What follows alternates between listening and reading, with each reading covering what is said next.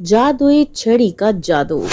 किसी गांव में रोहन नाम का एक अनाथ लड़का रहता था जो जंगल में बांस काटकर उन्हें बाजार में जाकर बेचा करता था। रोहन बहुत ही हसास और नरम दिल का मालिक था। जहां भी वो अनाथ या गरीब लोगों को देखता उनकी मदद किया करता। एक दिन जब अपने बांस काटकर तभी तेज बारिश शुरू हो जाती है और वो उस बारिश में दो बच्चों को भीगते हुए देखता है जिनके पास शायद रहने को घर नहीं था। रोहन बहुत परेशान हो जाता है। अरे, इन बच्चों के पास तो रहने को घर भी नहीं है। मुझे इनकी मदद करनी चाहिए। तभी वो रोहन दोबारा गांव वापस जाता है और बांस काटने लगता है। ढेर सारे बांस सर पर जल्दी जल्दी उठाकर ला रहा होता है। तभी एक बूढ़ी अम्मा उसे रास्ते में मिलती है। अरे बेटा, इतना सर पर वजन उठाए बारिश में कहाँ भागे जा रहे हो? अम्मा, मैंने बारिश में दो गरीब बच्चों को देखा जिनके पास रहने को घर नहीं था, तो मैंने सोचा उनके लिए बांस से छोटा सा घर बना देता हूँ। उनकी मदद हो जाएगी। बेटा, तुम बहुत अच्छे नेक इंसान हो, दूसरों की मदद करना चाहते हो। मैं भी तुम्हारी मदद करना चाहती हूँ। ये लो, ये एक जादुई छड़ी है। तुम इससे जो भी काम लोगे वो काम हो जाएगा। तुम बांस काट कर छोटी छोटी कारामद चीजें बनाया करो। छोटी बांस की गाड़ी, बांस का घर और बहुत सी जो भी तुम्हें जरूरत की चीज लगे वो बना दिया करो।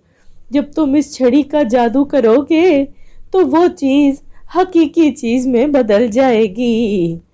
अब मैं चलती हूँ बेटा। और इतनी कहकर वो बूढ़ी अम्मा वहां से चली जाती है।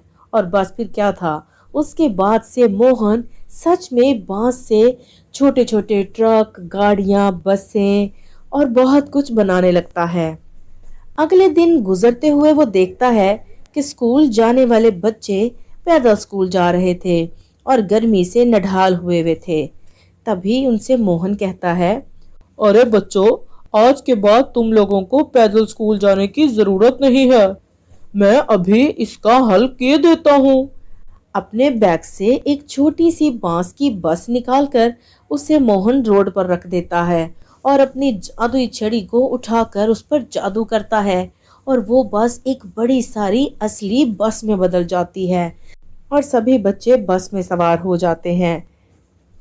थोड़ा सा आगे जाने पर एक आदमी बाग में बैठा ऊंची ऊंची रो रहा था। मोहन उसके पास जाता है और पूछता है, अरे भैया, क्या हुआ? ऐसे क्यों रो रहे हो?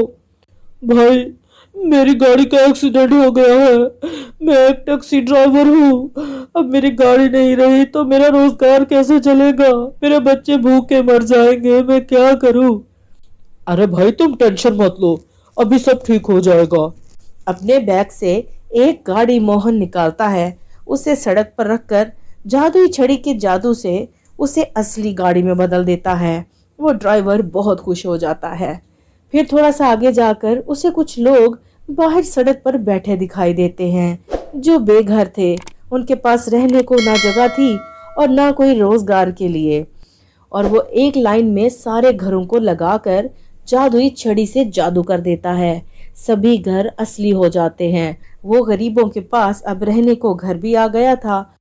वो सभी लोग रोहन को धन्यवाद करते हैं। रोहन लोगों की मदद करके बहुत खुश हो रहा था और खुशी खुशी घर वापस आ रहा था। तभी वो बूढ़ी अम्मा उसे दोबारा मिल जाती है। बेटा, तुमने मेरी जादुई छड़ी से क्या क्या अच्छे काम किए हैं।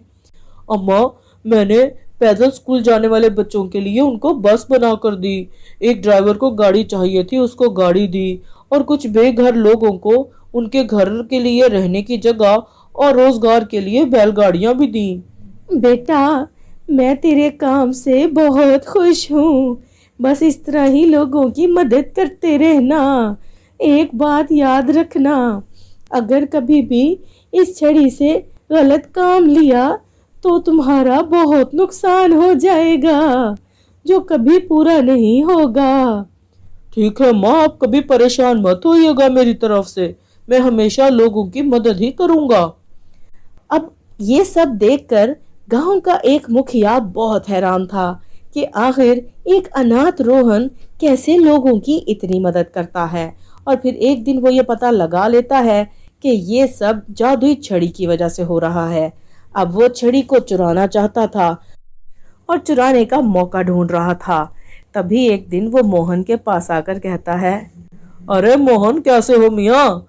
खाना खाओगे? मैं खाना खाने लगा था, तुम भी यहाँ बैठे नजर आए, सोचा इकट्ठे खाना खा लेते हैं। जी जी, क्यों नहीं मुखिया जी, इकट्ठे खा लेते हैं। और उसके खाने में बेहोशी की दवा मिला देता है।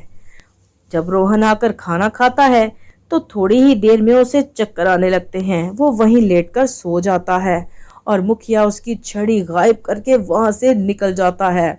हा, अब मैं अपने मजे के काम किया करूंगा इस छड़ी से, सभी मेरे गुलाम हो जाएंगे, बहुत मजा आएगा।